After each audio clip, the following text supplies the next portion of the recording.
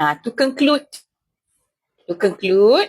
kita nak reflect penggunaan the word I am in the Quran.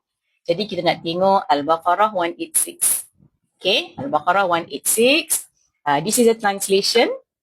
Translationnya, when my servants ask you about me, I am truly near.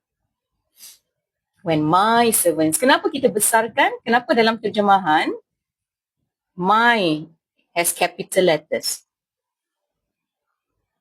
Yes, because refers to Allah, lafzul jalalah, Allah yang bercakap. Jadi adab menulisnya kenalah dibesarkan walaupun dia bukan di awal perkataan, di awal ayat.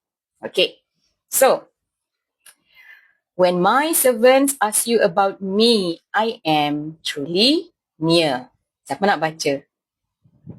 Tadi semua ayat pendek-pendek je kita praktis. Ni ayat terjemahan Al-Quran ni, English dia lagi cantik sikit lah. Wants to read? Okay, Zainab.